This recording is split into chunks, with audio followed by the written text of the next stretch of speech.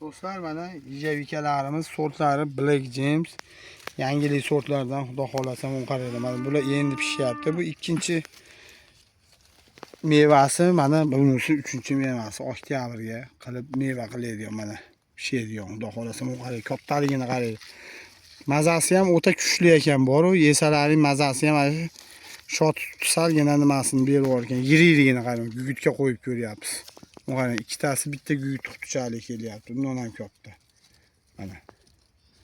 Mana yiriligini qaranglar. Вообще kalibri katta ekan. Gugut cho'pini qo'yaylikda 5 sm bo'ladimi gugut cho'pi?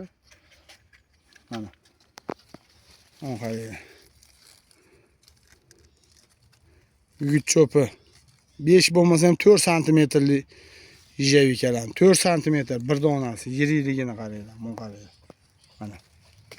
Bitta ko'rsataylik-da mana. Bu da go'zal holatda. Hozir buni ko'chatlarini ham qo'yib o'tamiz. Mana ko'chatlariga ham bitta o'tamiz. Yuravering-da mana. Gullayapti mana. Gulini qaranglar mana. Yuring-da. Ko'chatini ham bitta ko'rsataylik bu tomonda. Mana obunachilarimiz ko'chatlari mana so'z isboti bilan Xudoyimni bergan ne'mati. Ol qo'limizda shu yili ham mana meva soladi. Bu qaranglar meva mana. Bir yoshi, hali bir yoshga ham to'lgan yo'q bu. Endi bir yosh bo'ladi mana. Erta bahorda ekilgan mevalarni solib turibdi. Olib keling bu tomonga ko'chatlarini. Mana. Hammasida mana mevasi bor. Buni qaranglar, mevani qilgan 1 2 3 4 5 6 8 9 10. Bular 5 kilodan 7 kilogacha hosil berar ekan.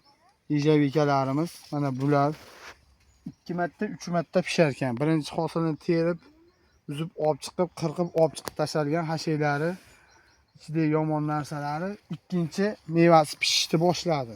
Xudo xolasa. Mana mevalarni qaranglar, ko'chatining ichidagi mevalar.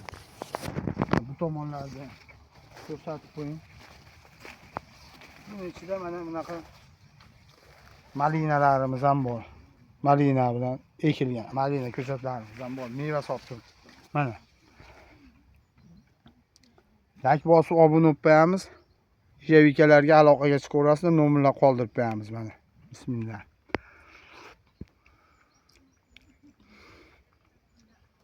Sog' bo'lasizlar. Malina ko'chatlarimiz ham mana bir yosh qaranglar. Malinalarimiz pishib yotibdi. Yuringda buni birinchi marta meva qilib olib chiqib tashalgan nimasini ham ko'rsatamiz sizlarga. Kesib olib chiqib tashalgan.